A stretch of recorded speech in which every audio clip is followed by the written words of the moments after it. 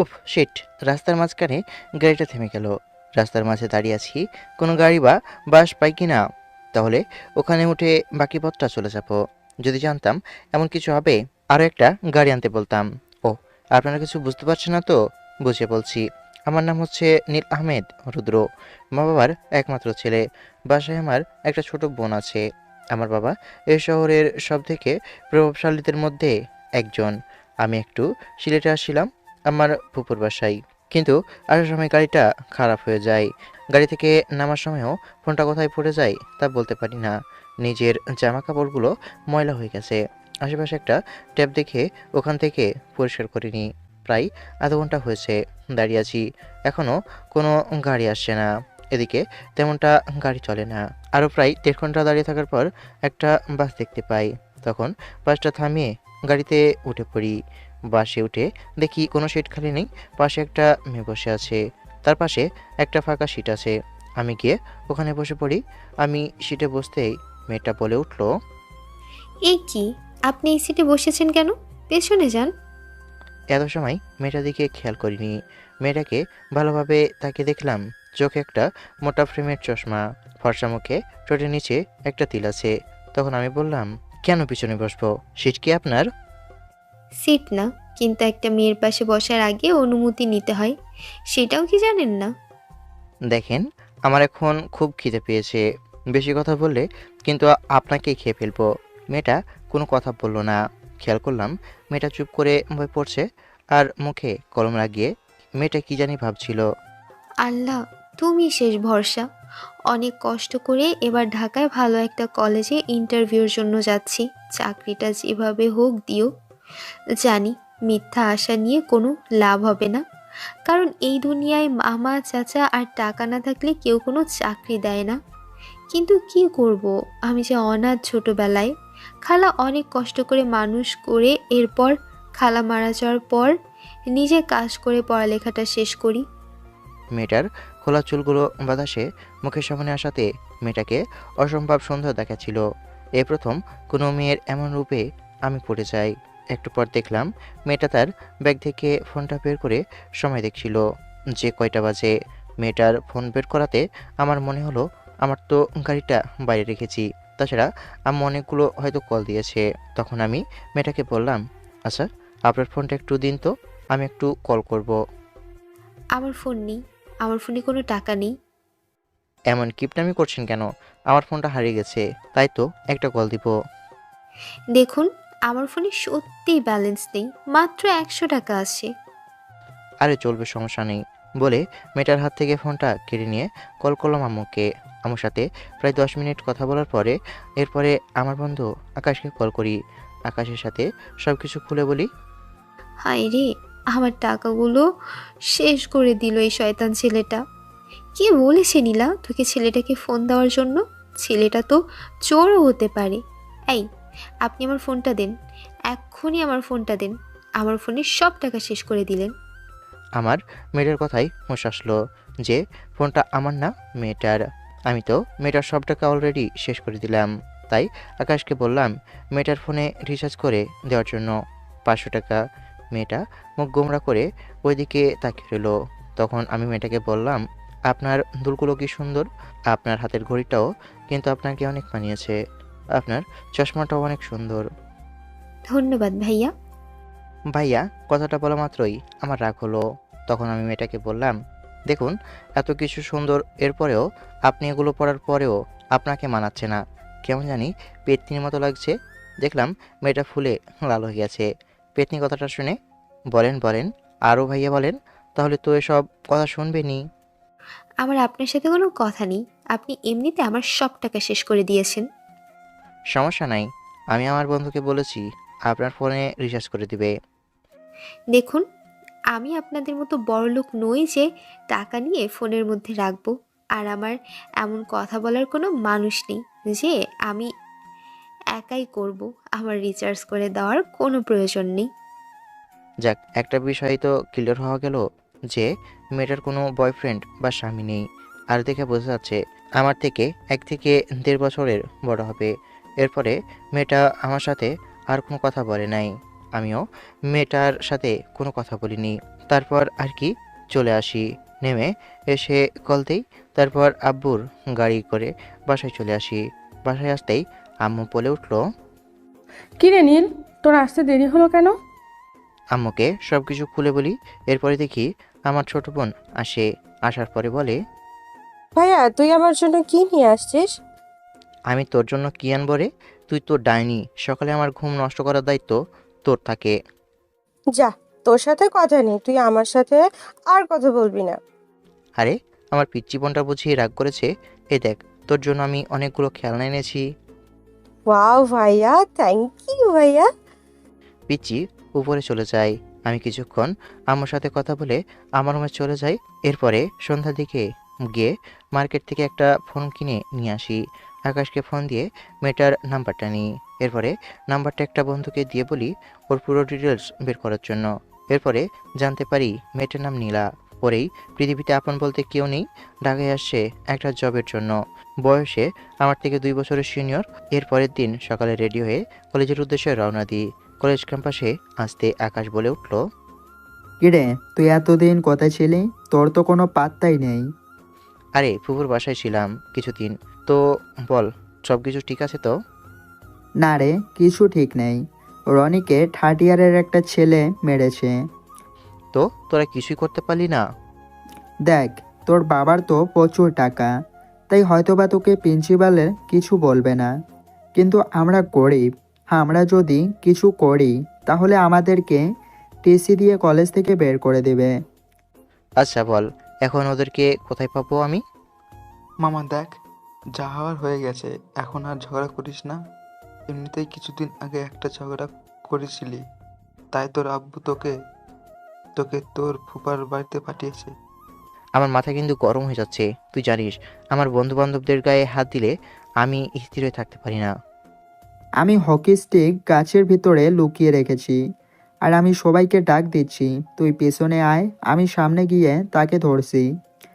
এরপরে আমরা সবাই ক্যাম্পাসের বাইরে বটগাছের নিচে দাঁড়িয়ে রইলাম, হকি স্টিক হাতে নিয়ে। একটু পরে থার্ড ইয়ারের ক্লাস শেষ হলে সবাই বেরোতে লাগলো। তখন ওই ছেলেটাও বের হলো। তখন আকাশ গিয়ে ওই ছেলেদের সামনে গিয়ে বলল, কিরে চান্দু, কেমন আছিস? আজকে তো আমি তোর উত্তম মাধ্যম দেব। হা হা হা, মনে হয় তোর মার খাওয়ার শখ এখনো যায় নাই, তাই আরো মার খেতে চাস। আকাশ, তুই ওর মুখে একটা ঘুষি দে। আমার কথা শুনে পিছন থেকে ছেলেটা আমার দিকে তাকালো। আমাকে দেখে ছেলেটা ভয়ে দৌড়াতে লাগলো। আকাশ পিছন থেকে ওর কলার ধরে একটা ঘুষি দিল। এরপরে ছেলেটাকে সবাই মিলে পিটিয়ে হসপিটালে পাঠিয়ে দিই। কলেজের সবাই আমাকে দেখলে ভয় পায়, কারণ আমি কলেজের মধ্যে বেশি মারামারি করি। তাই ভয়ে কেউ আমার সামনে কথা বলতে পারে না।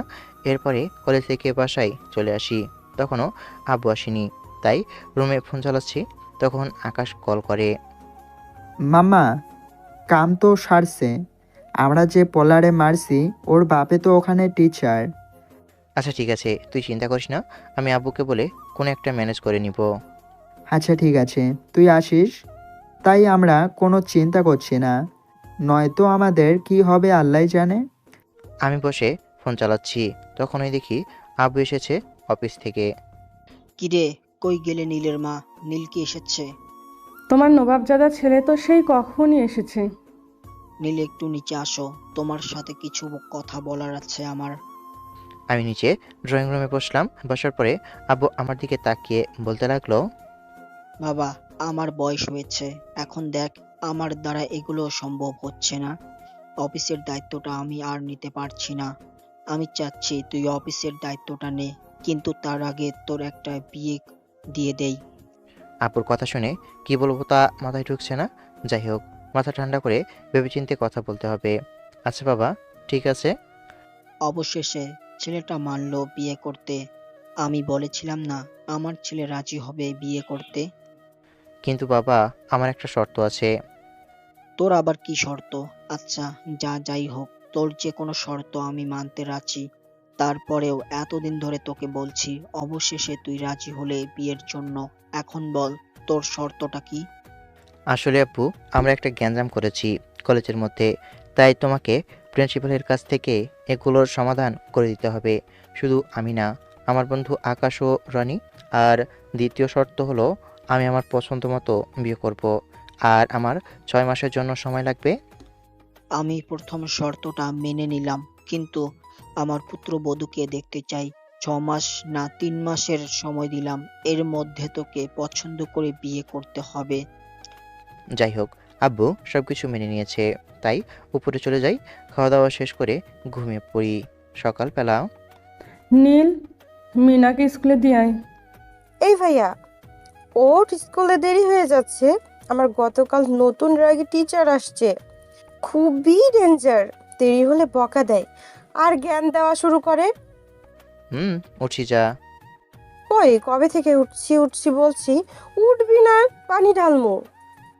দূর হারাইনি, তোর জন্য শান্তিমতো ঘুমানোই যাবে না। দাঁড়া, রেডি হচ্ছি। তোর জন্য আজকে ও আমার লেট। আমার ইচ্ছে করে তোর মাথা ফাটাই। তুই ম্যাডামের সাথে কথা বলবি, উনি অনেক রাগী, আমার ভয় করে। ম্যাম, আমার ভয় করে ম্যাডামদের সামনে কথা বলতে। চুপ, তুই কথা বলবি, ব্যা ব্যা করলে হবে না। দেরি তুই করছিস। আচ্ছা ঠিক আছে, আমি যেহেতু ভুল করেছি আমাকে নিয়ে গিয়ে মেরে দিস। এখন চল, আমি মিনাকে বাইকে করে ওর স্কুলের সামনে নামিয়ে দিই। এরপর মিনা বলে, ওই চল, টিচারের কাছে দেরি হওয়ার কারণ বলবি।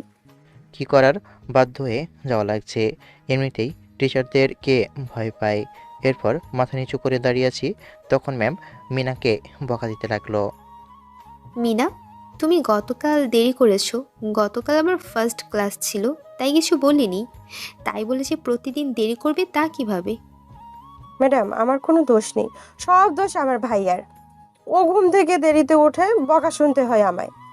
আপনি কেমন ভাই? এমন কেয়ারলেস কেন? আমি ম্যাডামের দিকে তাকাতেই অবাক হলাম, কারণ ও আর কেউ না, নীলা, যার সাথে আমার প্রথম বাসে দেখা হয়েছিল, আমার ক্রাশ। আপনি? সেজন্য তো আপনার বোনের এমন অবস্থা। যার ভাই এমন বকাটে, তার বোনকে কিভাবে ঠিক সময় আনবে? দেখুন ম্যাম, আপনি কিন্তু অপমান করছেন। এই ছেলে, তুমি কিসে পড়ো? মানে কি বলছি শোনো নাই? সেকেন্ড ইয়ারে। হয়েছে বোঝা, তুমি আমার 2 বছরের ছোট। তো তো তো কি হয়েছে? আপনার বোনকে সময় মতো নিয়ে আসবেন, কথাটা যেন মনে থাকে।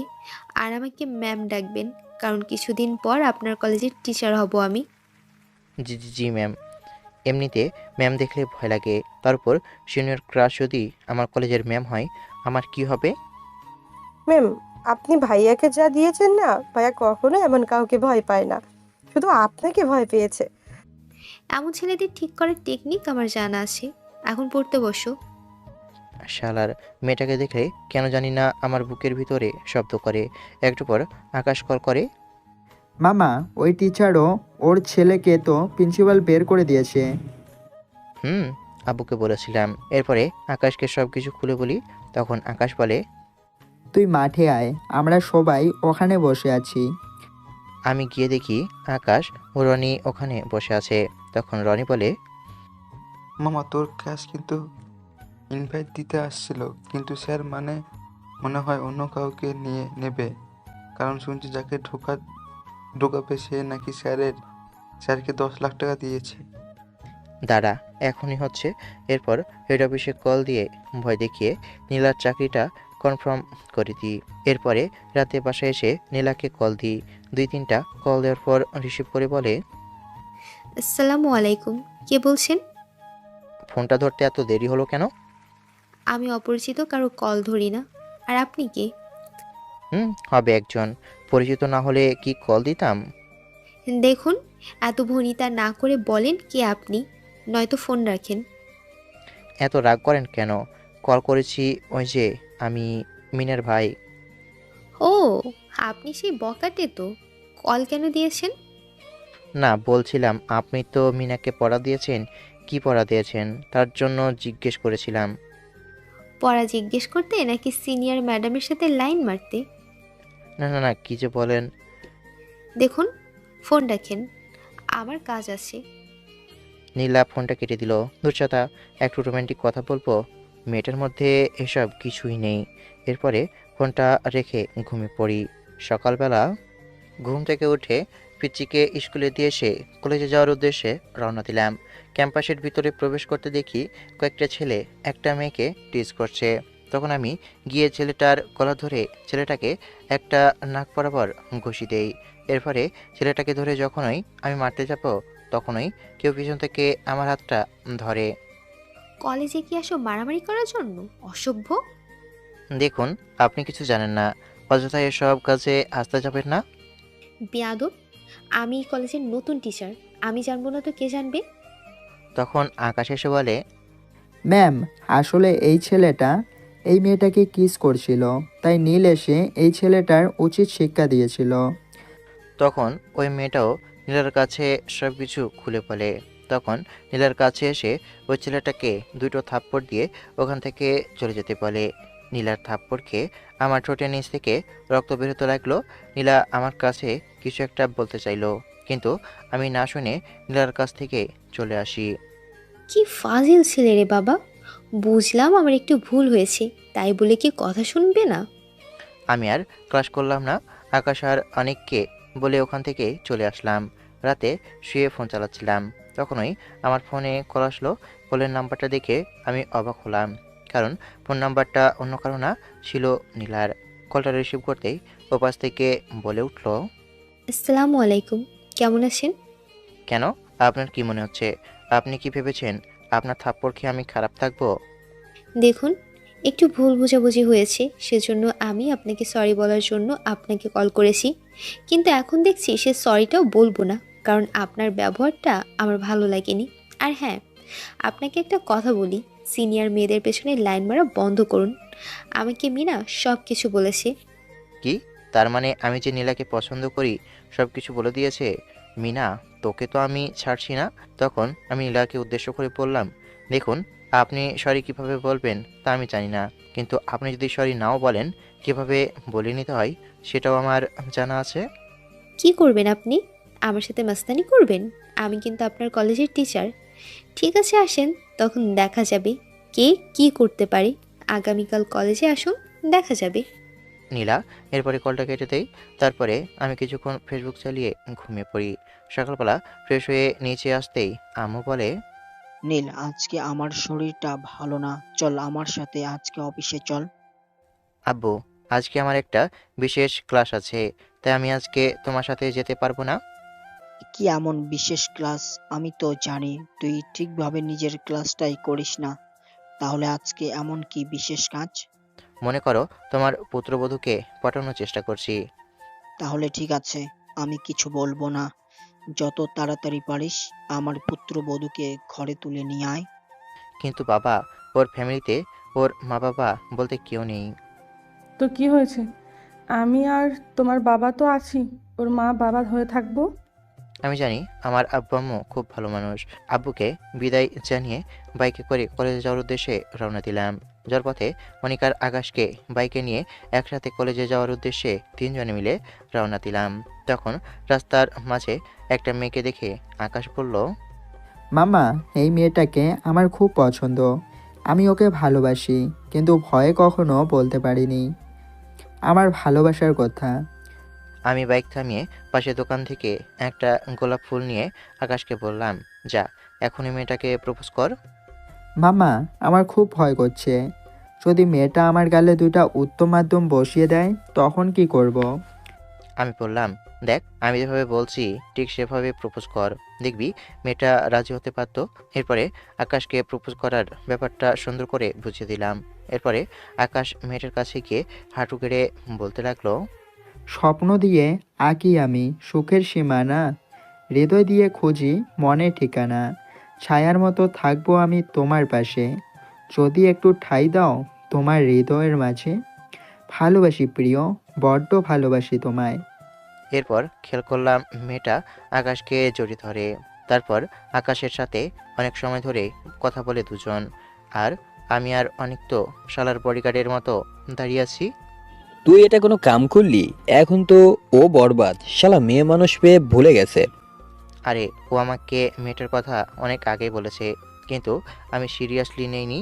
কিন্তু ও পরে বলেছে সত্যি ওই মেয়েটাকে পছন্দ করে, তাই দুজনকে এক করে দিলাম। ওরটা তো করে দিলি, তোরটা কি হবে? আমারটা আর কি, তোদের আজ দেখাবো আমারটা কি জিনিস। দেখছিস জিনিস নাই, এর মধ্যে আকাশ চলে আসে। কি মামা, তলে তলে তো সব হয়ে গেছে তাই না? থ্যাঙ্কস মামা, তোরা ছাড়া হয়তো কখনো ওরে আমি আমার মনের কথা বলতে পারতাম না। ঠিক আছে, পরে পীড়িত করিস, এখন ক্লাসে চল। মাম্মা, কাহিনী কি? আজ এত তাড়াতাড়ি ক্লাসে যাবি? আরে তোদের ভাবির ক্লাস একটু পর, কিছু সময় পর কলেজে আসি, এসে দেখি নীলা ক্লাসে যাচ্ছে। নীলা ক্লাস নিচ্ছে, আমি ভেতরে প্রবেশ করতেই নীলা বলল, এই যে, এখন কয়টা বাজে? এখন কি ক্লাসের সময়? না মানে না মানে কি? বের হও ক্লাস থেকে। দেখেন আজকে তো দেরি হয়েছে, আর আমরা সব সময় এমন সময় আসি। আমার ক্লাসে দেরি পছন্দ না, তাই তোমরা বাইরে গিয়ে দাঁড়াও। জানি রাতের কথার প্রতিশোধ নিচ্ছে, তাই কিছু বললাম না। আকাশ অনেক সহকারে ক্লাস থেকে চলে আসি, তখন আকাশ বলে, ভাইরে ভাই, মাইয়াটা কি ডেঞ্জারাস! ওর চোখ দেখলেই আমার ভয় লাগে। তুই জানিস কেউ? মনে হয় যেভাবে বলছিস তুই ম্যামের বয়ফ্রেন্ড। হ্যাঁ, ক্লাসে ওই রাগী মেয়েটাই হচ্ছে নীলা। কি? ভাই, আমি তোর সাথে নাই। কখন যে কি করে তা বলা যায় না। হ ভাই, বেছে বেছে এমন রাগী একটা মেয়েকে তোর পছন্দ করতে হলো, মানলাম সিনিয়র। প্রেমে পড়ে গেছি, কি করব বল। প্রথম দেখায় যে এমন করে নিব বুঝতে পারিনি। আমি আকাশ ও অনিককে বিদায় জানিয়ে আব্বুর অফিসে যাই। অফিসে গিয়ে ম্যানেজারের থেকে চেক বই নিয়ে 20,000 টাকা লেখে আব্বুর কাছে যাই। আব্বু, সাইন করো। কি জন্য টাকা? গত সপ্তাহে তো 50,000 নিলি। এই জন্য তো আমি কার্ডটা সাথে করে নিয়ে আসি। তোর বিশ্বাস নেই? আব্বু, টাকাটা লাগবে। তোর তো কোনো প্রয়োজনে টাকা নিস না, শুধু আজে বাজে জিনিসের নিয়ে নষ্ট করিস। না আব্বু, টাকাটা লাগবে আমার, প্লিজ দাও না। আচ্ছা আচ্ছা, ঠিক আছে, দিছি। আমার কাছে ক্যাশ আছে, নিয়ে যা। আব্বু টাকাটা দিল। অফিস থেকে চলে যাই একটা শপিং মলে, নেওয়ার জন্য একটা সুন্দর দেখে ড্রেস পছন্দ করি।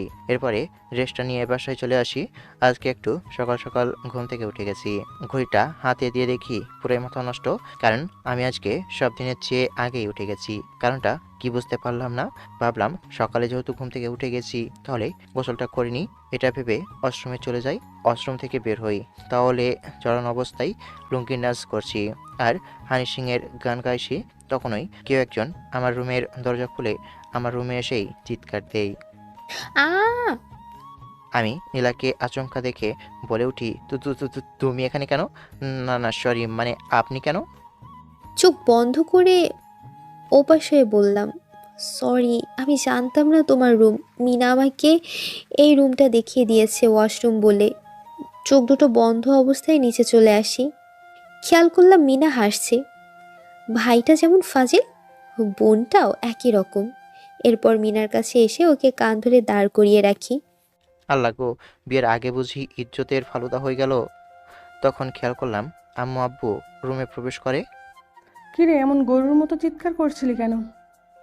আগে বলো ওই মেয়েটা এখানে কেন? গিয়ে এটা আমার স্বপ্ন না তো? কি বলে ফেললাম? কেন, তুই জানিস না? না জানি না, মানে মেয়ে মানে। কি ব্যাপার? রাতে কি স্বপ্ন দেখলি নাকি? যে একবার বলিস কে মেয়েটা, আবার বলিস মেয়ে কি আসছে। বুঝিয়ে বলতো বাপ। ও, আমি বুঝতে পেরেছি। মিনার ইংলিশ টিচারের কথা বলছিস। ওকে আমি বলেছি মিনাকে পড়ানোর জন্য। মানে নীলা আমার ছোট বোনকে পড়াতে এসেছে, আর মিনা দুষ্টুমি করে আমার রুমে নীলাকে পাঠিয়ে দিয়েছে? এটা স্বপ্ন না সত্যি? আব্বু আম্মু নিচে চলে যায়। নিচে এসে আম্মু নীলাকে দেখে বলে, মা, তুমি আবার মনে কিছু করো না ওর চিৎকার শুনে। না আন্টি, আর নীল তো যে কলেজে পড়ে, আমি ওই কলেজের টিচার। ওহ, তাহলে তো ভালোই। যদি আমার ছেলেটাকে একটু মানুষ করতে পারো মা। আমি খেয়াল করলাম নীলার মা কথা বলছে। আমি রেডি হয়ে নিচে আসলাম। তখন আম্মু বলল, নীল, মেয়েটাকে বাসা পর্যন্ত দিয়ে আয়। আমার কথা শুনে মনের মধ্যে লাড্ডু ফুটতে লাগলো। তখন নীলা বলে উঠল, না আন্টি, লাগবে না, আমি একা যেতে পারবো। না, তুমি যেখানে থাকো ওই জায়গাটা তেমন ভালো না। আর আমি তোমার ক্ষতি চাই না। আমি তোমার মায়ের মতো। ওনার মুখে মা কথাটা শুনে কেমন জানি না চোখ দুটো ভিজে আসলো। কি ব্যাপার, তুমি কান্না করছো কেন? কই না তো। একদম মিথ্যা বলবা না।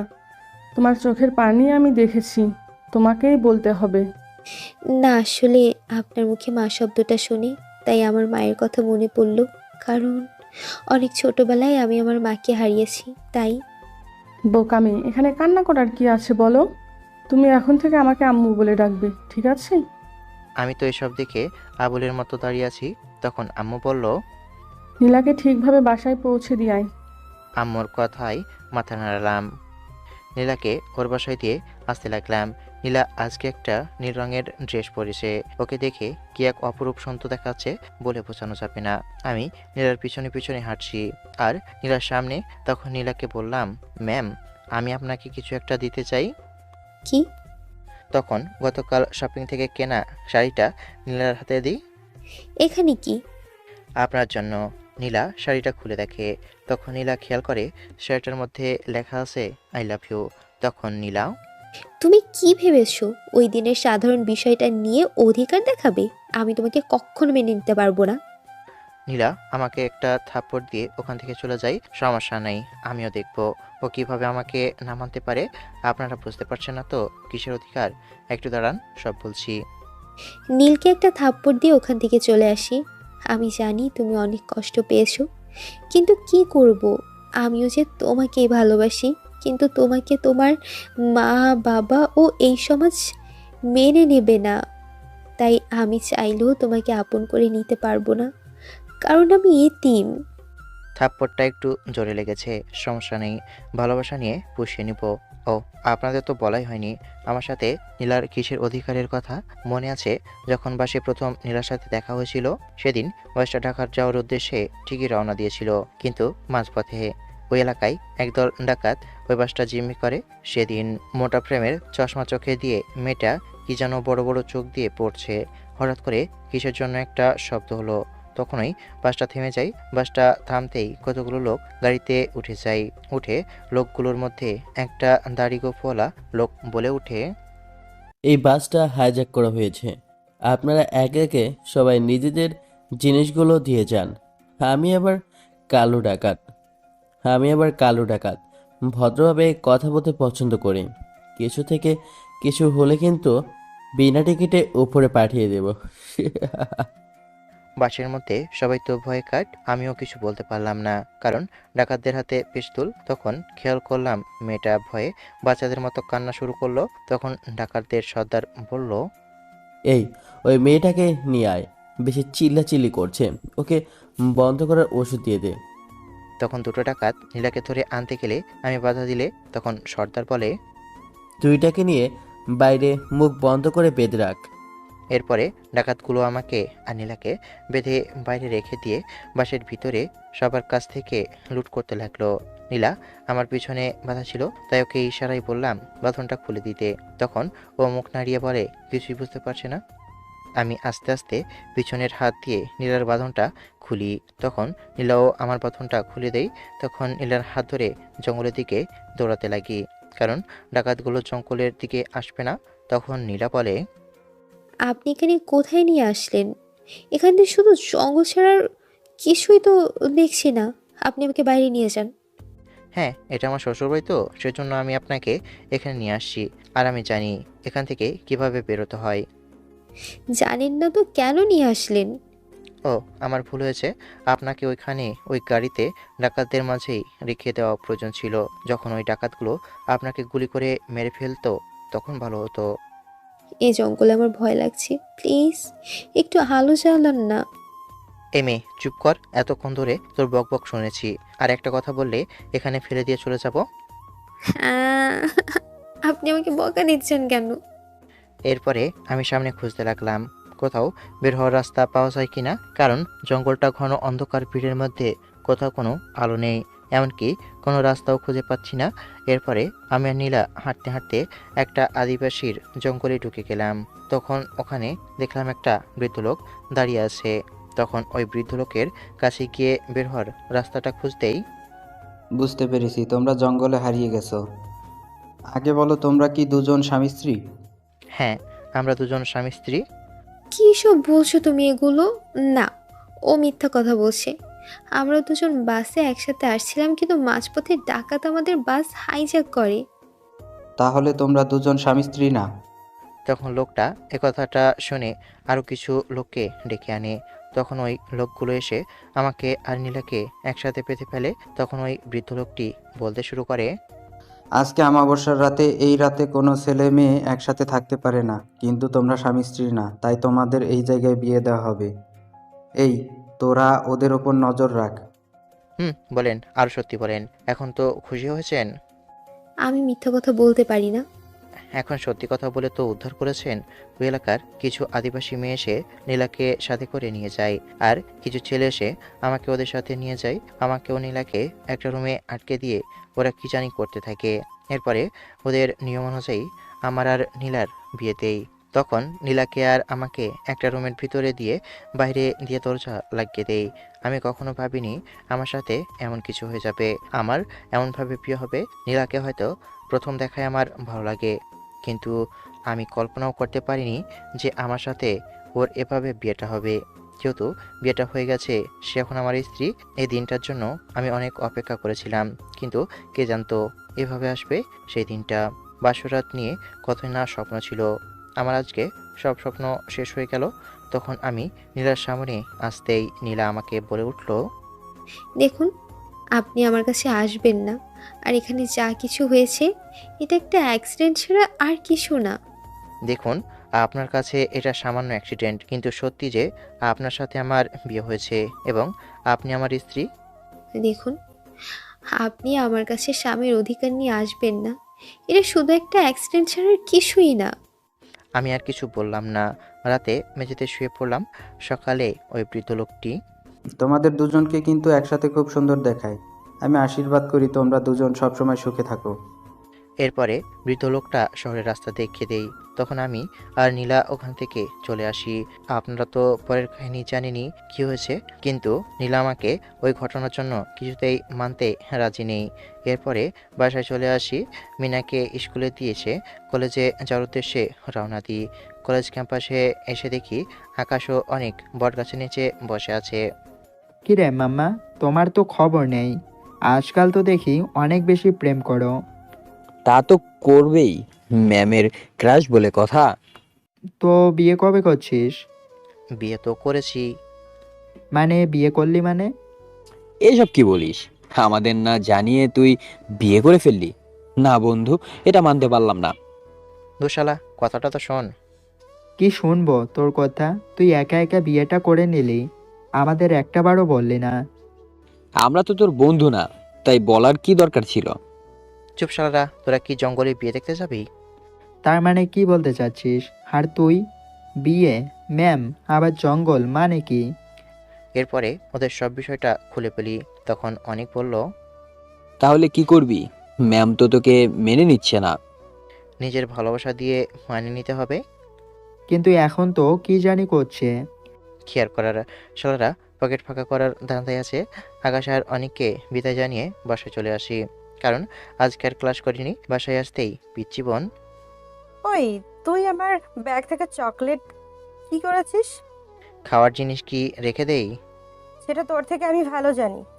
তাহলে জিজ্ঞেস করছিস কেন? কারণ আমার চকলেট নেই। তুই কিন্তু রাগাস না আমারে, আমি জানি তুই খেয়েছিস। এই প্যাকেট আমি তোর রুম থেকে পাইছি। তো কি হয়েছে? এটা যে তোর চকলেট, তার প্রমাণ দে। আম্মু, আম্মু, দেখো, তোমার ছেলে আমার চকলেট খেয়ে ফেলেছে। কিরে ভাই বোন দুটো আবার টম অ্যান্ড জেরির মতো শুরু করলি? ওর তো একটু থামে, তোদের তো তাও হয় না। হয়েছে কি বল? তোমার ছেলে আমার ব্যাগ থেকে চকলেট চুরি করে খেয়েছে। আম্মু মিথ্যা কথা কয় এই পেতনি। আমার সব জানা আছে। এখন শোন, তুই ওর জন্য এক প্যাকেট চকলেট নিয়ে আসবি। হয়েছে, খেলাম দুটো, আনতে হবে এক বক্স। মামা বাড়ির আবদার। আম্মু, তাহলে তোমাকে ভাইয়া আর ম্যামের সিক্রেট কথাটা বলতে হয়। মিনার মুখ চেপে ধরে বললাম, চুপ করবন, যা লাগবে দিমু, মুখ করিস না এখন। কিরে কি বলতে চাইলি? আর ওর মুখ ধরে রাখছিস কেন? আম্মু কিছু না, তুমি যাও, আমি এনে দিব ওকে। আম্মু রান্নাঘরে চলে যাই। ওই ছাড় কুত্তা, আমি আম্মুকে সব বলে দিব। না বোন, প্লিজ বলিস না। যা, তোর জন্য আমি চকলেট নিয়ে আসবো। সত্যি তো? না হলে কিন্তু। সত্যি বললাম তো। ডাইনিটাকে কোনো রকমে থামানো গেল। রাতে খাওয়া দাওয়া করে শুয়েছি, তখন অচেনা নাম্বার থেকে একটা কল আসে। শুয়ে শুয়ে ফেসবুক চালাচ্ছিলাম, হঠাৎ করে দেখি ফোনটা বেজে উঠে। খেয়াল করলাম একটা অচেনা নাম্বার থেকে কল আসলো। প্রথমে কলটা ধরলাম না, পরে দেখি আবারও করলো।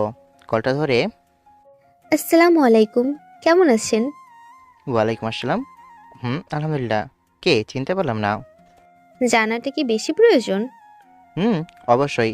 কারণ বউ বারণ করেছে, তাই সবার সাথে কথা বলা বারণ। ও আচ্ছা, আমি আসলে গতকালের জন্য সরি বলতে কল করেছি, কারণ এভাবে আমার কথা বলা ঠিক হয়নি। কিন্তু দেখতে পারলাম তুমি তাতে কিছু মনে করনি। সিনিয়র বউ মারতে পারে, তাই বলে কি বউকে ছেড়ে চলে যাব? আর কিছু বলতে পারলাম না, কলটা কেটে দেই। ওপাশ থেকে, দুরসাতা মেয়েরা কি এমনই হয়? মুখ দিয়ে কিছু বলবে না। কবি এই জন্য বলে, মেয়েদের বুক ফুটে কিন্তু মুখ ফুটে না। সকালবেলা ঘুম থেকে উঠে আমি মিনাকে স্কুলে দিয়ে এসে এরপরে কলেজে যাওয়ার উদ্দেশ্যে রওনা দিলাম। কলেজ ক্যাম্পাসে এসে দেখি আকাশ আর অনেক বসে আছে। আমি ওদের সামনে যেতেই ওরা আমাকে দেখে বলে উঠল, দেখ মামা, রোমিও চলে এসেছে। রোমিও চলে এসেছে, কিন্তু আসতে একটু লেট করে ফেলেছে। একটু আগে নীলা ম্যামের ক্লাস শুরু হয়ে গেছে। আমরা তোর জন্য অপেক্ষা করছি, তুই এইমাত্র আসলি। নীলা আজকে একটা নীল রঙের শাড়ি পরে এসেছে। ওকে তো একবারে পরীর মতো লাগছে। আমি যেন ওর দিক থেকে চোখ সরাতেই পারছি না। কিরে শালা, এভাবে দাঁড়িয়ে দাঁড়িয়ে কি দেখছিস? তোর একটুও লজ্জা করছে না? দুরালা, লজ্জা তো মেয়ে মানুষের থাকে, ছেলে মানুষের লজ্জা বলে কোনো কিছু থাকে নাকি? এই, এখন চল তো ক্লাসরুমে, এত কথা না বলে। শালা দুইটা গিয়ে দুটো মেয়ের পাশে গিয়ে বসলো। জানি শালা দুইটা লুচু মেয়ে দেখলে মনে ওদের লাড্ডু ফুটে। আমি পিছনের একটা বেঞ্চে বসতেই পাশের একটা মেয়ে সামনের সিট থেকে আমার পাশে এসে বসে। খেয়াল করলাম এটা নেহা। নেহা এসে আমার পাশে বলে উঠে, কি ব্যাপার নীল, তোমাকে তো খুঁজেই পাওয়া যায় না। গত 1 মাস ধরে তো ক্লাসই দেখিনি। আসলে একটু ফুফুর বাসায় গিয়েছিলাম। ও, তোমাকে আমি কত খুঁজেছি, কিন্তু ওরা কেউ বলতেই পারেনি তোমার কথা। কেন বলো তো? নেহা কিছু বলতেই যাবে, তখনই খেয়াল করলাম নীলা রেগে উঠে নেহার দিকে রাগি চোখে তাকিয়ে বলে উঠে, এই মেয়ে, তুমি না সামনে ছিলে, এখন ওই সিটে কেন গেলে? এখানে কি পড়াশোনা করতে এসেছো না প্রেম করতে?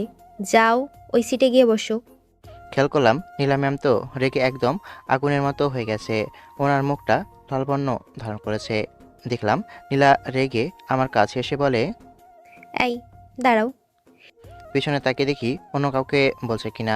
তখন নীলা আবার বলে উঠে, হ্যাঁ, তোমাকে বলছি দাঁড়াও। গত মাসের যে ইংলিশ সাবজেক্টটা ছিল সেটা ক্লিয়ার করে উদাহরণ দিয়ে ইংলিশে বলো। জি ম্যাম, আসলে বাংলাতে বললে ভালো হয় না। আসলে আমি সব বিষয় ভালো পারি, কিন্তু নীলার সামনে প্রকাশ করি না। আকাশও সবাই হা করে তাকিয়ে আছে, কারণ আমি হচ্ছি ক্লাসের টপ, কিন্তু ক্লাসের টপের নামটাই রুদ্র দেওয়া আছে। তাই নীলা আমাকে চিনতে পারিনি। তখন নীলা বলে ওঠে, আমার বোঝা হয়ে গেছে তুমি কতটুকু পড়ো। কলেজে তো আসো পড়াশোনা করতে না, মেয়েদের সাথে প্রেম ভালোবাসার অভিনয় করতে। আমি ঠিকই বুঝতে পারলাম নেহা আমার সাথে এমন হেসে কথা বলার কারণে নীলা এমন রেগে কথা বলছে। আসলে কবি বলেছে, মেয়েরা তার সব জিনিস দিয়ে দিতে পারে, কিন্তু কখন একটা নারী তার শখের পুরুষকে অন্যের হাতে দিতে বা দেখতে পারে না। এরপর নীলা আরও কিছু কথা বলে কলেজ থেকে বের হয়ে যায়। এরপরে আমিও ক্লাস থেকে বের হয়ে যাই। আমার সাথে সাথে আকাশও অনেক বের হয়ে যায়, তার সাথে নেহাও বের হয়। মামা, আজকে কিন্তু তোর মুখটা দেখার মতো ছিল। দুশালা, এটা হচ্ছে রোমান্টিক শাসন, তোরা কি বুঝবি? ও, ম্যাম তাহলে তোকে ভালোবাসা দিয়েছে? একটু লজ্জা পেয়ে বললাম। তখন দেখি নিয়া এসে বলল, নীল, চলো না আজকে, চলো একসাথে কফি খাই, কফি শপে গিয়ে। না আসলে নেহা হয়েছে কি, বাসায় না আমার একটু কাজ আছে, তাই তাড়াতাড়ি বাড়ি যেতে হবে। নিয়া থেকে পিছু ছোটানোর জন্য অনিক আর আকাশকে বাই বলে ওখান থেকে গাড়ি পার্কের ওখানে চলে আসি। বাইকটা নিয়ে মেইন গেট দিয়ে বাড়ি যাওয়ার উদ্দেশ্যে রওনা দিলাম। একটু সামনে আসতেই খেয়াল করলাম কতগুলো বাজে ছেলে একটা মেয়েকে ডিস্টার্ব করছে। একটু সামনে এগিয়ে যেতে দেখলাম নীলা। নীলাকে ছেলেগুলো ডিস্টার্ব করছে আর আজে বাজে কথা বলতে লাগলো। আমার মাথা প্রচণ্ড পরিমাণে গরম হয়ে যায়। আমি বাইক থেকে নেমে ছেলেগুলোর সামনে যাই। ছেলেগুলোর মধ্যে একটা এসে আমার সামনে আসতেই চিনে যায় কে, তাই ছেলেগুলো ভয়ে পালাতে লাগলো। ওদের মধ্য থেকে একটা ছেলেকে ধরে ফেলি। যখনই একটা ঘষিতে যাব তখনই কি করছেন আপনি? আপনি ওদেরকে মারবেন না প্লিজ। আমি মারামারি পছন্দ করি না। মারবো না কেন? ওদের সাহস কত বড় তোমাকে দেখে টিজ করে? তোদেরকে বলছি, আর কখনো যদি ওর দিকে তাকাস তাহলে তোদের চোখ আমি উপড়ে তুলে নিব। আমি ছেলেটার গলা টিপে ধরে কথাগুলো বলতে লাগলাম। ছেলেটার শ্বাস বন্ধ হয়ে যাচ্ছিল। তখন নীলা প্লিজ ছাড়ুন, না হলেও তো মারা যাবে এভাবে গলা টিপে ধরলে। এরপর ছেলেটাকে ছেড়ে দেই। বাইকে উঠে নীলাকে বলতে লাগি, বাইকে ওঠো, আমি তোমাকে বাসায় নামিয়ে দিচ্ছি। না লাগবে না, আমি একাই যেতে পারবো। তোমাকে আমি বাইকে উঠতে বলছি। একটু রেগে কথাটা বললাম। আমার রাগ দেখে নীলা ভয়ে বাইকের দিকে আসতে লাগলো আর বিড়বিড় করে বলতে লাগলো, কি ফাজিল পোলারে, কত জোরে ধমক দেয়। আমার ভয় করে না বুঝি। যাই হোক, আজ যদিও না থাকতো কি যে হতো। আমি সব সময় আল্লাহর কাছে চেয়েছি আমার জীবনসঙ্গী যেন সব সময় আমার পাশে থাকে। মনে মনে কথাগুলো বলছি। এরপর নীলের বাইকে উঠে বসি। নীলা যে বাসায় ভাড়া থাকে ওই বাসায় নিয়ে আসি। তখন বাড়িওয়ালা চাচা সামনে দাঁড়িয়েছিল। তখন বাড়িওয়ালা চাচা আমাকে আর নীলাকে দেখে বলে ওঠে, বাহ বাবা, ঠিক তো রং তামাশা করছো, কিন্তু আমার ভাড়ার কি হয়েছে? আজ কয় তারিখ? কবে দিবে ভাড়া? আসলে চাচা, আসলে নকলে আমাকে বুঝাতে এসো না, আমার টাকা লাগবে। নীলার সাথে লোকটার এমন খারাপভাবে কথা বলা দেখে আমার মাথা গরম হয়ে যায়। কিন্তু নীলার সামনে কিছু বলা যাবে না। বাড়িওয়ালা আবারও বলে, আবার মাসের শেষের তারিখে ভাড়া দেওয়ার কথা ছিল। আসলে চাচা, আমার বেতনটা পেলে আপনাকে দিয়ে দেব। কবে পাবো টাকা আর কবে দিবে? টাকা যদি দিতে পারো, বাইরে ছেলে না এনে আমাকে। আর কোনো কথা বলতে না দিয়ে একটা থাপ্পড় দিয়ে দিল লোকটার মুখে। তখন লোকটা, তোর এত বড় সাহস, তুই এই রফিক মোল্লার গায়ে হাত দিস? তোমাকে কে বলে সোনার গায়ে হাত তুলতে? আমি কিছু বলতে যাব তখনই আমাকে থামিয়ে দিয়ে বলতে লাগলো, প্লিজ, তুমি আর আমাকে অশান্তির মধ্যে ফেলো না। আমি এমনিতে টেনশনের মধ্যে আছি। দয়া করে তুমি এখান থেকে চলে যাও। আর চাচা, আমি ওর হয়ে আপনার কাছে ক্ষমা চাচ্ছি। আমি আগামীকালকে বেতন পেলে আপনার বাসা ভাড়ার টাকা দিয়ে দেব। ঠিক আছে, মনে থাকে যেন। আমি কিছু বললাম না। বাইকটা নিয়ে সামনে চলে গেলাম। বাইকটা একটু সামনে রেখে পিছনের দেওয়াল থেকে খেয়াল করলাম নীলা বাসায় চলে যাই। তখন সামনে থেকে গিয়ে বুড়োর কলারটা ধরি। এই তোর সাহসটা কম না, তুই আবার কলার ধরছিস? তুই জানিস আমি এই এলাকার যতগুলো বাড়ি আছে সবগুলো বাড়ির মালিক। আমি তোকে ভালো করে চিনি, তুই হয়তো আমাকে চিনিস না। তুই যে বিল্ডারের কাজ করিস সেই বিল্ডারের মালিকের নামটাও তো তোর ঠিকই মনে আছে, তাই না? মানে তুই কি বলতে চাচ্ছিস আমাকে? আমি তোকে কিছুতেই বলতে চাচ্ছি না, শুধু এতটুকু বলছি, তুই যে রফিক সাহেবের বিল্ডারের কাজ করিস আর সে রফিক সাহেব আমাদের কোম্পানির ম্যানেজার। RN গ্রুপের নাম তো তুই অবশ্যই শুনেছিস। তার মানে তুমি কি বলতে চাচ্ছ? তোকে আমি এটাই বোঝাতে চাচ্ছি যে RN কোম্পানির মালিক আমি নিজেই। তুই আমার সাথে মজা করতেছিস? আমি এসব বললে ভয় পেয়ে যাব? আরে তুই যদি এই কোম্পানির মালিক হতি তাহলে এই ছোটলোক মেয়েটার পিছনে তুই থাকতি না। শালার মুখে এমন একটা কথা শুনে মাথাটা প্রচণ্ড পরিমাণে গরম হয়ে যায়। এরপরে ম্যানেজারকে কল করে সব কিছু বলি। তখন লাউড স্পিকারে দিয়ে লোকটার সামনে ধরি। তখন ম্যানেজার ওকে সব কথা বলে। লোকটা ম্যানেজারের মুখে সব কথা শুনে আমার পায়ে এসে পা ধরে বলতে লাগলো, বাবা, আমি অনেক বড় ভুল করে ফেলেছি, তুমি আমাকে মাফ করে দাও। আমার জীবনে ওর বাড়ির আশেপাশেও যাব না। আমি তোমাকে এক কথা দিচ্ছি, যে ভুল করেছে সে ভুলের হয়তো বা শাস্তি অনেক ভয়াবহ। সেই জন্য তোমার কাছে আমি আমার ব্যবসা ভিক্ষা চাচ্ছি। এবার মতো তোকে আমি ছেড়ে দিচ্ছি। আর কখনো যদি তুই নীলার আশেপাশেও থাকিস তাহলে পরের বার কিন্তু তোকে আমি ছাড়বো না। এরপর ওখান থেকে চলে যাই। ওখান থেকে বাসায় চলে আসি। বাসায় এসে শুয়ে আছি।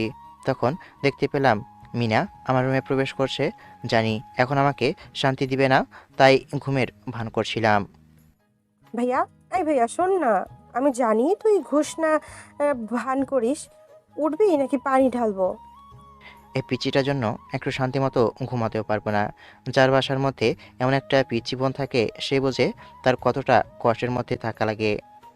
হয়েছে, কি বল, কি বলবি? এভাবে চিল্লাচিল্লি করে ডাকছিস কেন? দেখছিস না ঘুমিয়ে আছি? তোর কি জ্বালাতে ভালো লাগে? তুই যে ঘুমিয়ে ঘুমিয়ে ভাবির সাথে রোম্যান্স করছিস তা আমি ভালোভাবেই বুঝতে পারছি। এই তুই পিচ্চি মেয়ে, এগুলো জানিস কি করে?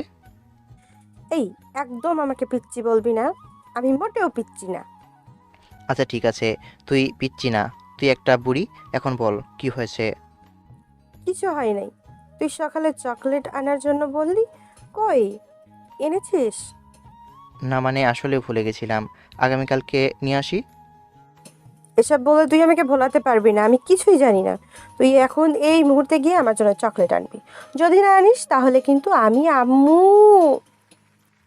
মিনার মুখ চেপে ধরে বললাম, এই চুপ করে এবার। তুই কি এখানে বসে কান্নাকাটি করবি নাকি?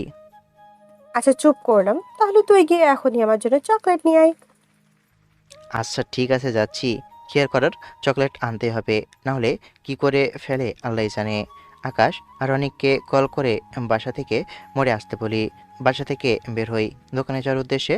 বাসা থেকে দোকান বেশি দূরে না, কিন্তু মিনা যে চকলেটগুলো খাই সেগুলো অন্য জায়গায় থেকে নিয়ে আসতে হয়। তাই আকাশ আর অনেককে আসতে বলি। রাতে কোনো রিক্সা নেই, তাই ভাবলাম গলি দিয়ে গেলে হয়তো একটু সময় কম লাগবে। এটা ভেবে গলির পথ ধরে হাঁটতে লাগলাম। একটু সামনে আসতেই খেয়াল করলাম কয়েকটা ছেলে সামনে দাঁড়িয়ে আছে, হাতে তাদের হকি স্টিক। আমি পাশ কাটিয়ে যেতে গেলে ওই দিন তো ভার্সিটিতে আমাকে একা পেয়ে খুব মেরেছিস। আজকে তোকে আমি একা পেয়েছি। আজকে এই দিনের প্রতিশোধটা আমি হাড়ে হাড়ে তুলে নেব। বোকা, আসলে তুই একটা বোকা। সিংহ সবসময় একাই বের হয়, কারণ সে বনের রাজা। আর তুই কুত্তা, কারণ কুকুর সব সময় দল বেঁধে আসে আর ঘেউ ঘেউ করে। কি? তোর এত বড় সাহস, তুই আমাকে কুত্তা বলিস?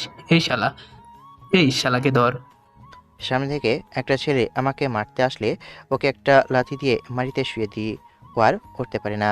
তখন পিছন থেকে একজন এসে আমার মাথায় হকি স্টিক দিয়ে বাড়ি দিতে যাবে। তখন আকাশের সে ধরে ফেলে। এরপর আকাশ আর অনেক সহ ওদেরকে আচ্ছা মতো পিটাতে থাকি। তখন ডেভিল আকাশকে একটা ধাক্কা দিয়ে ওখান থেকে পালিয়ে যায় আর যাওয়ার সময় বলে, নীল, আমি তোকে ছাড়বো না। তোর এমন একজন মানুষের ক্ষতি করব যা তুই কখনো কল্পনা করতে পারবি না। এটা বলে ডেভিল ওখান থেকে পালিয়ে যায়। তখন ওদেরকে পুলিশের হাতে দিয়ে দিই। শালাটা পালিয়ে গিয়েছে, কিন্তু ও যতদিন বাইরে আছে তোর কোনো না কোনো ক্ষতি তো করতেই চাইবে। তুই ঠিক বলেছিস, কিন্তু হয়তো নীলের ফ্যামিলির কিছু করতে পারবে না, কারণ ওদের বাসায় অনেক সিকিউরিটি থাকে। তাহলে অনেকের কথাই মনে পড়ল নীলার কথা। যদি ও কোনোভাবে জানতে পারে নীলার সাথে আমার কোনো একটা সম্পর্ক আছে, তাহলে তো সবার আগে নীলার ক্ষতি করবে। আর তা আমি কখনোই হতে দিতে পারবো না। তাই বাসায় কল করে বলি, আজকে বাসায় ফিরবো না, আকাশের সাথে ওদের বাসায় থাকবো। বুঝলাম না, কল করে বলেছে আজকে বাসায় আসবে না, হয়েছে কি কিছুই বললো না? কি হয়েছে আমেনা? তোমার আদরের ছেলের বাসায় আসবে না তাই বলল। কেন, কি হচ্ছে? কোনো কিছু না হলো নাকি? আমাকে তো তেমন কিছু বললো না। ও আচ্ছা, আমি একটা কল করি, তখনই একটা কল আসে। কলটা ধরে যা শুনি আমার মুখ রেগে আগুন হয়ে যায়। কি হয়েছে, হঠাৎ করে এমন রেগে আছিস কেন? নীলকে মারার চেষ্টা করেছে কিছু ছেলে। কি বলো? ও এখন কি করে? কিছু হয়নি তো আমার ছেলের? ও তো মাত্র ফোন করেছে। না, ওর কিছু হয়নি, আমি সব জানতে পেরেছি, তুমি চিন্তা করো না। আর এখন বাসায় না এসে আকাশের বাসায় থাকুক, আমি ওদের ব্যবস্থা ঠিকই করব। আকাশের কাছ থেকে ওর বাইকের চাবিটা নিয়ে আমি নীলার বাসার যাওয়ার উদ্দেশ্যে রওনা দিলাম। কিছুক্ষণের মধ্যে নীলার বাসার সামনে এসে পৌঁছালাম। দেখলাম মেইন গেট বন্ধ আছে, তাই ভাবলাম কি করে ওর রুমে যাই। সামনে খেয়াল করলাম একটা ছোট্ট গাছ পেয়ে নীলার রুমের সামনে দিয়ে গিয়েছে। আর কি আর করার, বউয়ের সাথে যদি একটু রোম্যান্স করতেই হয় তাহলে তো একটু কষ্ট করতে হবে, এটাই স্বাভাবিক। তাই গাছটা পেয়ে নীলার রুমের বেলকনির উপরে উঠে পড়লাম। ভিতর দিয়ে রুমটা লক করা, তাই বাড়িওয়ালার কাছ থেকে একটা ডুপ্লিকেট চাবি নিয়েছিলাম। ওই চাবিটা বের করে রুমের দরজাটা খুলে ভিতরে ঢুকতেই কিসের যেন ঘ্রাণ একটু নাকে বাঁধতে লাগলো। খেয়াল করলাম নীলা রান্নাঘরে রান্না করছে। বাহ, আমার বউ পাখির হাতে তো জাদু আছে, খুব সুন্দর করে রান্না করতে পারে। ইস, ক্ষুধা লেগে গেছে, একটু শুয়ে বিশ্রাম করে নিই। বিছানার দিকে তাকিয়ে হাঁ করে রইলাম, কারণ লীলা ওর বিছানা অনেক সুন্দর করে সাজিয়ে রেখেছে। আসলেই ওর সাথে আমার এমন ব্যবহার করাটা উচিত হয়নি। ও তো আমার স্বামী হয়, সেজন্য হয়তো বা ওই কথাগুলো ও মানতে পারিনি। তাই তো এসব ভাবছি। আমি রুমে এসে অবাক হয়ে তাকিয়ে আছি, কারণ আমার সামনে নীল শুয়ে আছে। ধুর, সব সময় এমন স্বপ্ন দেখি। আচ্ছা, তুমি কি সত্যি এখানে আসো নাকি আবারও স্বপ্ন দেখছি? কেন, রোজ রাতে কি তুমি আমাকে স্বপ্নে দেখো নাকি? মানে তুমি এখানে কি করে? আমি এখানে কেন আর কির জন্য এত কিছু বলতে পারবো না। খুব ক্ষুধা লেগেছে, কি রান্না করেছো খেতে দাও। এই, আপনি এখান থেকে যান। আর কিভাবে আসলেন? ভালোবাসার মানুষটিকে দেখার জন্য এখানে এসেছি। এখানে যত ঝড় তুফান আসুক না কেন, তাতে আমার কোনো কিছু যায় আসে না। আপনি যান বলছি এখান থেকে। কেন, না গেলে কি করবে? এটা বলে নীলার সামনে আসতে লাগলাম। তখন নীলা ভিজতে লাগলো। একসময় দেওয়ালের সাথে ওর পিঠ ঠেকে যায়। তখন ও বলতে লাগলো, আপনি আমার সামনে আসছেন কেন এইভাবে? কেন, আমি আমার বউয়ের কাছে আসছি। দেখুন, আমার খুব ভয় করছে। আমি নীলার কোমরটা হাত দিয়ে ধরে হ্যাঁচকে একটা টান দিই। নীলা আমার সামনে চলে আসে। ওর মায়াবী চোখ দুটো যেন আমাকে কিছু বলতে চায়। খেয়াল করলাম নীলার পেটের নাভিতে সুন্দর একটা তিল আছে। ফর্সা গায়ে তিলটা বেশ মানিয়েছে। লক্ষ্য করলাম নীলার ঠোঁটজোড়া কাঁপছে। নীলার দুই হাত শক্ত করে দেওয়ালের সাথে জড়িয়ে ধরেছি, তাইও আর নড়তে পারছে না। এই, আপনি আমার মুখের সামনে আসবেন না। আমার কেমন কেমন লাগছে। কেমন লাগছে বলো? প্লিজ ছাড়ুন বলছি, আমার হাত ব্যথা করছে। খেয়াল করলাম আমার হাতের চাপে ওর ফর্সা হাতটা রক্তবর্ণ হয়ে গেছে। ইচ্ছে করছিল ও ঠোঁটজোড়া নিচে দখলে করে নিই, কিন্তু ও যতদিন না নিজ ইচ্ছাভাবে আমাকে ওর স্বামী হিসাবে মেনে নেই, ততদিন আমি ওর প্রতি স্বামীর অধিকার দেখাবো না। তাই নীলাকে ছেড়ে দিয়ে বললাম, ঠিক আছে যাও, আমার ক্ষুধা লেগেছে, আমার জন্য খাবার আনো। পাঁচিল তেমন রোমান্টিকভাবে ধরেছে যে আমি ওর প্রতি দুর্বল হতে লাগলাম। ওর জন্য খাবার নিয়ে আসি, তখন ও বলল, খাবার খাইয়ে দাও। না, আমি পারবো না। খাবারটা খাইয়ে দিতে বললাম। আমি তোমার টিচার, এমনভাবে ধমক দিচ্ছ কেন? হ্যাঁ ম্যাম, তো কলেজে, কিন্তু বাসায় তো বউ, তাই না? তুমি কি খাইয়ে দিবা নাকি আবার? ধুর শয়তান পোলা। এরপর ওনাকে আমার গায়ে হাত দেওয়া লাগছে। দেখেছো, গরুর মতো খাচ্ছে। আমার যে ক্ষুধায় পেটটা ফেটে যাচ্ছে। নীলার মুখ দেখে বোঝা যাচ্ছে সারাদিন কিছু খায়নি, তাই প্লেটটা হাতে নিয়ে ওর মুখে খাবার দিতে। না, আমি খাবো না, এখন আপনি খান। ওই খেতে বলছি, রাগাবে না? ওর ধমকের ভয়ে ভাতটা মুখে নিলাম। কি ফাজিল ছেলে, কথায় কথায় শুধু বকা দেয়। নীলাকে খাইয়ে দিয়ে বললাম, আজ আমি বাসায় যাচ্ছি না। তাহলে কি আপনার ফ্রেন্ডের বাসায় যাবেন? কেন, ওর বাসায় যাব কেন? তাহলে রাতে কোথায় যাবেন আর ঘুমাবেন? কেন, আমি তো বাসায় এসেছি, আর ঘুমাবো আমার বউয়ের সাথে। কি? আমি আপনার সাথে ঘুমাতে পারবো না। দেখো, আমার বাইরে শত্রু আছে। আপনি এত মারামারি করেন কেন? এই জন্য তো এত শত্রু। আর আপনার শত্রু হলে আমার কি? দেখো, আমার বা আমার পরিবারের ওরা ক্ষতি চায়। আমার কিছু করতে না পারলে ওরা যদি তোমার কিছু করে ফেলে, তাই আমি তোমাকে ছেড়ে কোথাও যাচ্ছি না। তার মানে? তার মানে আমি এখানে ঘুমাবো?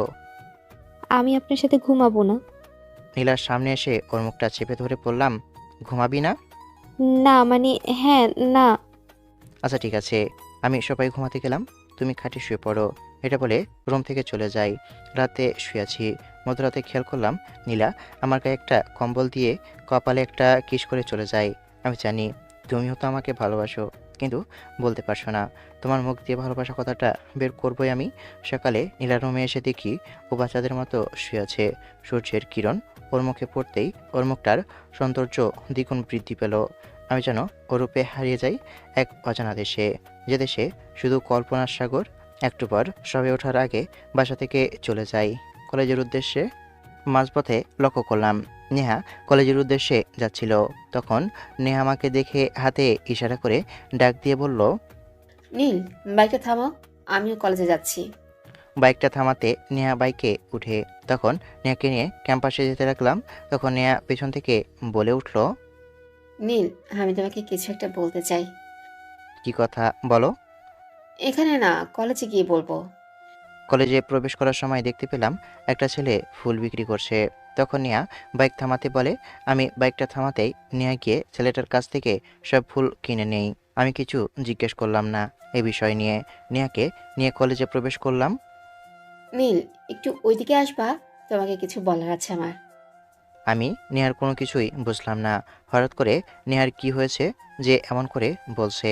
আর কি কথা যা সামনে বলা যাবে না, একবারে কলেজ ক্যাম্পাসের পিছনে গিয়ে বলবে, তাও সবার সামনে না।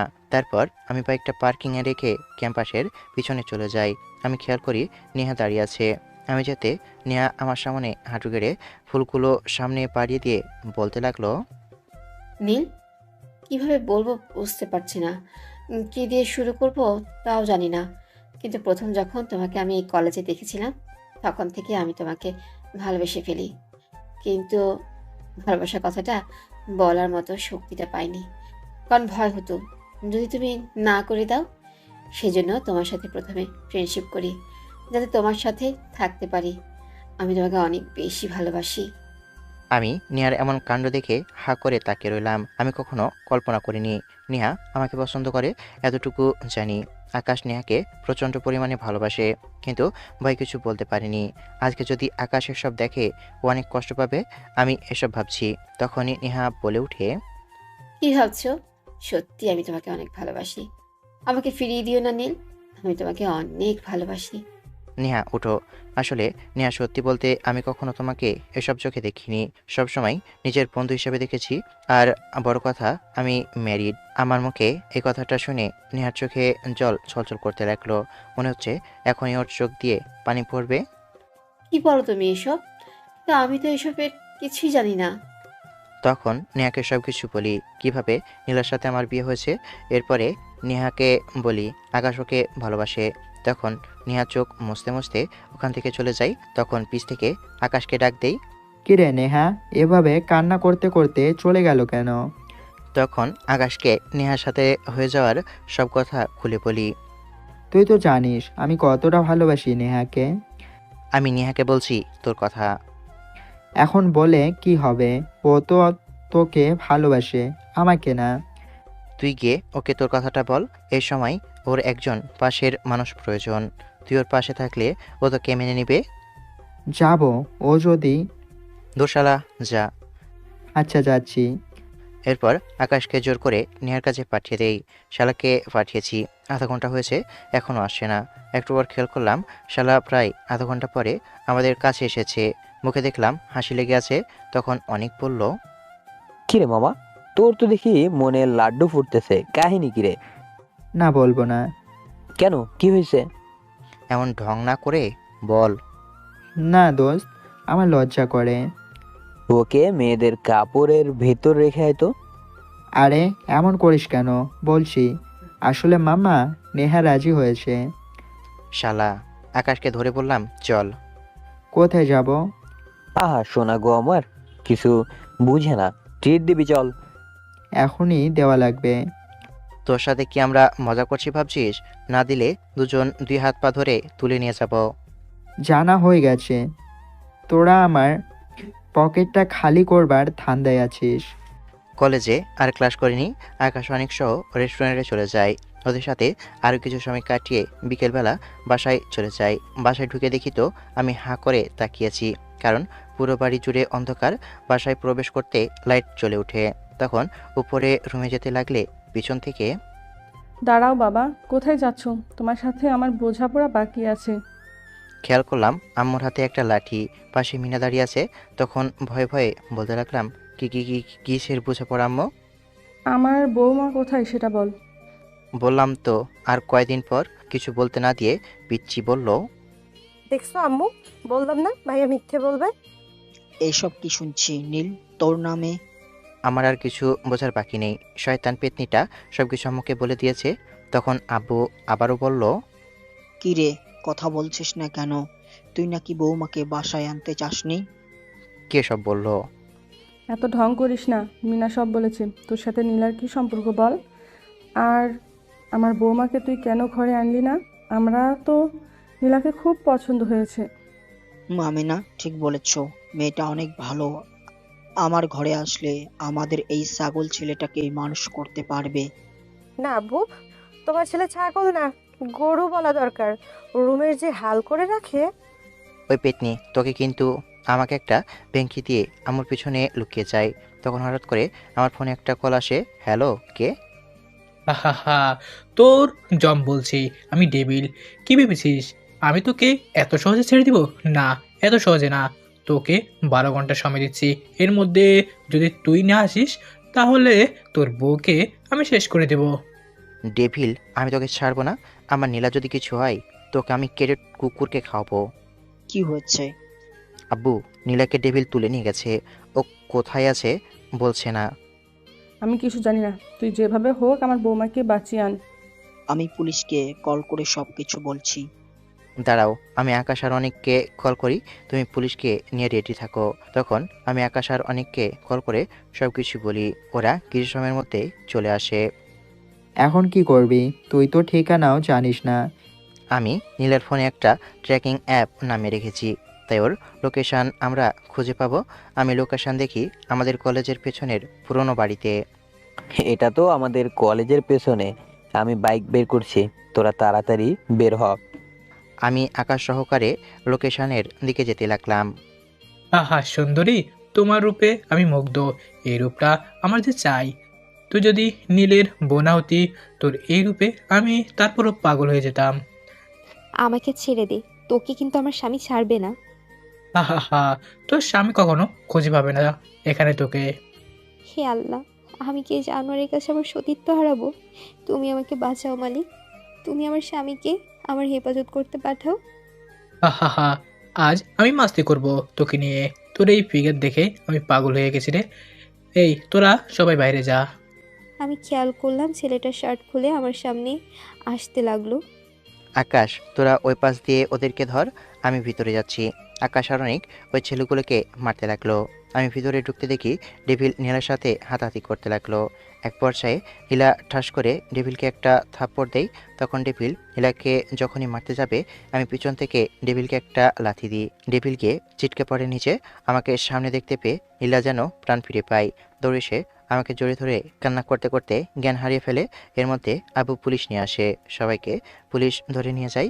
আমি নীলাকে কোলে নিয়ে গাড়িতে করে বাসায় ফিরে আসি। ডাক্তার এসে কিছু ওষুধ দিয়ে চলে যায়। আম্মু নীলার পাশে বসে আছে, কারণ নীলার হুঁশ আসেনি। তুই যা, আমি ওর পাশে আছি। তুই গিয়ে ফ্রেশ হয়ে নে, সন্ধ্যা হয়ে গেছে। আমি তখন রুম থেকে চলে যাই। আকাশ আর অনেককে বিদায় জানিয়ে নিজের রুমে এসে বসে ভাবতে থাকি, আজকে আমার জন্য সব হয়েছে। আমি যদি এমন ঝামেলার মধ্যে না পড়তাম, তাহলে হয়তো ওর এমন অবস্থা হতো না। চোখ খুলতে নিজেকে একটা বাসার মধ্যে আবিষ্কার করলাম। হঠাৎ করে ওই ছেলেটার কথা মনে পড়তে চিৎকার দিয়ে উঠলাম। তখন একজন মধ্যবয়সী মহিলা আমাকে জড়িয়ে ধরে বললেন, কিছু হয়নি তোমার মা? আম্মু তুমি? আম্মুকে জড়িয়ে ধরে কান্না করতে লাগলাম। দূর পাগলি, কেউ এভাবে বাচ্চাদের মতো কান্না করে? তুই একবার বলতি আমার বৌমা তুই, তাহলে আমি কখনো তোকে এই বাসায় থাকতে দিতাম না। নীলার চিৎকার শুনে আম্মুর রুমে দৌড়ে এসে দেখি নীলা আম্মুকে জড়িয়ে ধরে কান্না করছে। তখন আম্মু বলল, নীলাকে তোর রুমে নিয়ে যা, ওর এখন বিশ্রামের প্রয়োজন। আম্মু এটা বলে নিচে চলে যাই। আমি নীলার পাশে গিয়ে বললাম, এখন কেমন লাগছে? ভালো। আমি নীলাকে কোলে নিতে ও বলে উঠল, এই এই কি করছো? আমাকে নামিয়ে দিন, আমি বাসায় যাব। এই মেয়ে একদম চুপ, একটা কথাও বলবা না। এখন থেকে তুমি এখানে থাকবা। আমি আকাশ আর অনেককে বলেছি, ওরা তোমার সব জিনিস নিয়ে আসবে। ইস, শয়তান পোলা, আমার বসে লজ্জা করে না? এই পিচ্চি ছেলে শুধু আমাকে ভয় দেখায়। এই শোনেন না, হয়েছে কি বলো? আমার না এত বড় রুমে ঘুমাতে ভয় করছে। তো এখন কি করব? আমি বলছি আমার সাথে আপনিও ঘুমান, কিন্তু শর্ত আছে, মাঝখানে কোলবালিশ থাকবে। এটা তো মেঘ না চাইতেই জল। আমার মনে তো এখন লুঙ্গি ডান্স করছে। আমি খাটে এসে শুয়ে পড়ি। নীলা খাটের মাঝখানে একটা কোলবালিশ দিয়ে শুয়ে পড়ে। রাতে প্রচণ্ড পরিমাণে ঝড় আসে। ঝড়ে বিদ্যুতের শব্দে নীলা আমাকে জড়িয়ে ধরে ভয়ে। ইস, রাতে আমি মনে হয় ওনাকে জড়িয়ে ধরে শুয়েছিলাম। কি যে লজ্জা লাগছে। তখনই দেখি কেউ ভেতরে প্রবেশ করছে। ভাবি তুমি উঠছো? জানতাম তুমি উঠবে। কেন? তোমার ভাই উঠবে না? বাংলাদেশের যুদ্ধ লেগে যাবে, ওর খবর থাকবে না। তুমি বলছো রে ওঠার কথা। তোমার ভাই অনেক ফাজিল, তাই না? আমি ঘুমের ভান করে মিনার সব কথা শুনেছি। মিনা পেতনি, তোকে আমি ছাড়ছি না। আমার নামে মিথ্যা অপবাদ দিস তুই আমার একমাত্র বউয়ের কাছে। ছাড়ো তো আমার গাধা ভাইটার কথা। তোমাকে আম্মু নিচে নাস্তা বানাতে ডাকছে। তোমার ভাই গাধা? তাই না তো কি? আমি এটাই ভাবি, ও তোমাকে পটালো কি করে। একটু পরে খেয়াল করলাম নীলা ও মিনা নিচে চলে যায়। তারপর আমি বিছানা ছেড়ে উঠি। ওয়াশরুমে গিয়ে ফ্রেশ হয়ে নিচে এসে দেখি নীলা নেই। চারপাশে নীলাকে খুঁজে না পেয়ে আমাকে জিজ্ঞেস করতে, ও নীলামা, ও তো মিনাকে স্কুলে দিয়ে যেতে গেল, আর এখানে নাকি ওর কিছু নেই, তাই বাসায় থেকে রেডি হয়ে বিকেলে চলে আসবে। তুই বিকেলে ওকে নিয়ে আসিস। এটা বলে আম্মু চলে যায়। কিছু সময় পর আম্মু নাস্তা দেয়। নাস্তা করে রুমে আসি। রুমে এসে রেডি হয়ে নীলার বাসার উদ্দেশ্যে রওনা দিই। যার সময় দেখি আকাশও অনেক আমার দিকে আসছে। কিরে মামা, কোথায় যাচ্ছিস তুই? এই তো নীলা নাকি ওর বাসায় গিয়েছে, তাই ওকে নিয়ে আসবো। আর তোদেরকে যে বলেছি ওর সব কিছু নিয়ে আসার জন্য, কি করেছিস? আরে আমরা লোক পাঠিয়ে দিয়েছি, সব কিছু অলরেডি প্যাকিং করে মনে কর তোর বাসায় পৌঁছে যাচ্ছে। হুম, তা তো বুঝলাম, কিন্তু তোরা সকালবেলা হঠাৎ করে আমার বাসার দিকে? মামা, আসলে তোকে একটা খবর দিতে এসেছি। কি খবর বল? না, আমার খুব লজ্জা করছে। হে আকাশ, তুই বল না। আহা সোনা গো আমার, সেদিন তো খুব বড় বড় করে আমার কথা বলেছিস। আসলে মামা হয়েছে কি, ওই শালার আগামীকালকে এঙ্গেজমেন্ট হবে, তাই পার্টি দিয়েছে। তাই সন্ধ্যায় তুই ভাবিকে নিয়ে পার্টিতে যাবি। তুই তো মনে হয় আজ কলেজ যাবি না। আমরা যাচ্ছি, সন্ধ্যায় ভাবিকে নিয়ে চলে আসিস। ভাই, ওর শ্বশুরের প্রচুর টাকা, ও শ্বশুরের বাসায় লালবাতি জ্বালাবো। ধুর শালা। আচ্ছা, গেলাম দোস্ত। এটা বলে আকাশ আর অনেক কলেজের উদ্দেশ্যে চলে যায়। আমি বাইক নিয়ে নীলার বাসার সামনে চলে আসি। বাসায় এসে দেখি দরজা খুলে আছে, কিন্তু রুমে কেউ নেই। খেয়াল করলাম ওয়াশরুম থেকে পানির শব্দ, মনে হয় গোসল করছে। তাই বিছানায় বসে ওর জন্য অপেক্ষা করতে লাগলাম। কিছু সময় পর খেয়াল করলাম ওয়াশরুমের দরজা খোলার শব্দ।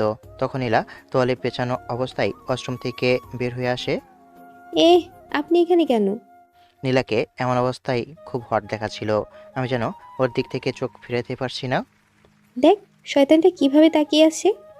আমাকে দেখে নীলা লজ্জায় আবারও ওয়াশরুমে চলে যায়।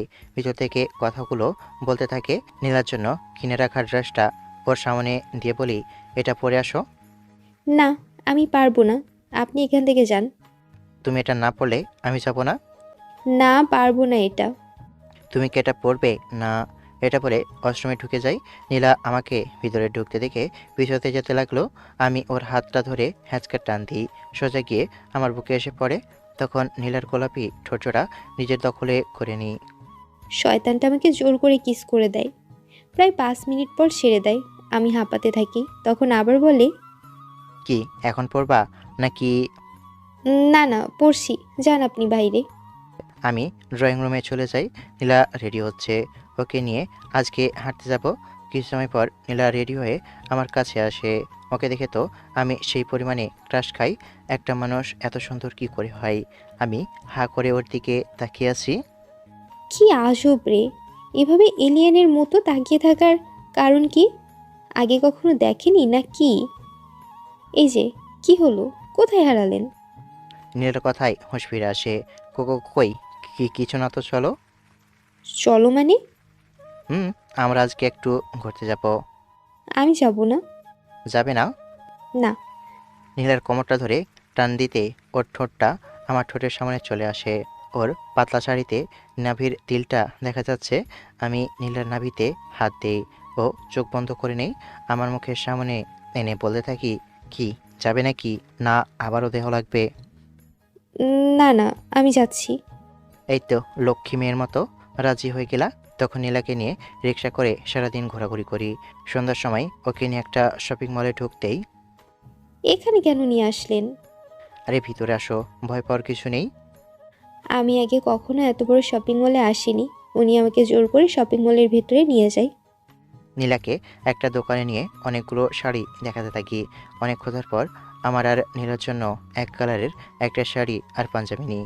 এরপর দোকান থেকে বাসায় চলে আসি নীলাকে সাথে নিয়ে।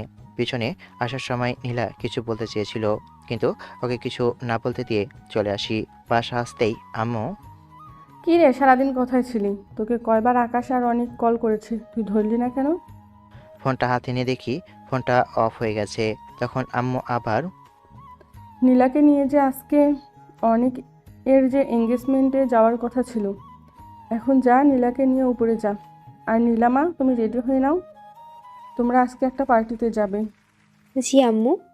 আমি আম্মুর রুমে গিয়ে আমার আগের কোনো ড্রেসটা নতুন আছে দেখছি, কারণ ওখানে সবাই বড়লোকের ছেলেমেয়েরা যাবে। কিন্তু আমার তো কোনো দামি ড্রেস নেই। তখনই দেখি দরজা খোলার শব্দ। তুমি আম্মুর রুমে কি করো? আমি তো আম্মুর রুমে সব কিছু রাখছি। এটা বলা মাত্র শয়তানটা রাগি চোখে আমার দিকে তাকালো। আমি ভয় বললাম, কেন, কি হয়েছে?" নীলার হাত ধরে টান দিয়ে উপরে আমার রুমে নিয়ে আসি। নীলাকে রুমে নিয়ে এসে শপিং মল থেকে আনা শাড়ি দিয়ে বলি, গিয়ে এটা পরে আসো। "না, আমি যাব না।" নীলার হাতটা জলের সাথে চেপে ধরতেই বলে ওঠে, আউচ! প্লিজ ছাড়ুন, ব্যথা করছে। নীলার ফর্সা হাত চেপে ধরার কারণে ওর হাতগুলো লাল হয়ে যায়। না আগে বলো পরে আসবা। "আপনি ছাড়ুন, আমি যাচ্ছি।" নীলা ওয়াশরুমে চলে যায় ড্রেস চেঞ্জ করতে। আমি রুমে এসে ব্যাগ থেকে নীলার সাথে ম্যাচিং করা পাঞ্জাবিটা নিয়ে পরে নিচে এসে অপেক্ষা করতে থাকি। একটু পর দেখলাম নীলা নীল শাড়ি পরে নিচে আসছে। ওকে দেখতে একদম পরীর মতো লাগছে। আমি তো ওর দিক থেকে চোখ ফেরাতে পারছি না। নীলাকে নিয়ে গাড়ি করে অনেকের পার্টিতে চলে যাই। ওখানে পৌঁছে দেখি অনেক দাঁড়িয়ে আছে। আমাকে দেখতেই কাছে এসে বলল, তোর এখন আসার সময় হলো। আমার কাজিন সবাই তোর সাথে দেখা করার জন্য দাঁড়িয়ে আছে। আমি নীলাকে একটা টেবিলে বসিয়ে দিয়ে অনেকের কাজিনদের সাথে দেখা করতে গেলাম। আমি খেয়াল করলাম আমি মেয়েগুলোর কাছে যেতেই তখনই নীলা আমার পিছু পিছু আসতে লাগলো। তাই ওকে আরও একটু রাগানোর জন্য অনেকের কাজিনদের সাথে হেসে হেসে কথা বলতে লাগলাম। তখন অনেকের একটা কাজিন বলে ওঠে, সো কিউট। আমি না আপনাকে দেখেই ক্রাশ খাইছি। এই যে আপনার নাম্বারটা দিবেন?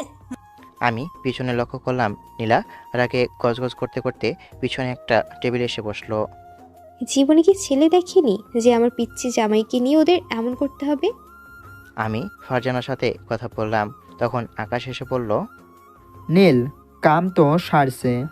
ভাবি তো তোর এসব দেখে রাগের মাথায় জুস ভেবে উইস্কি খেয়ে ফেলেছে।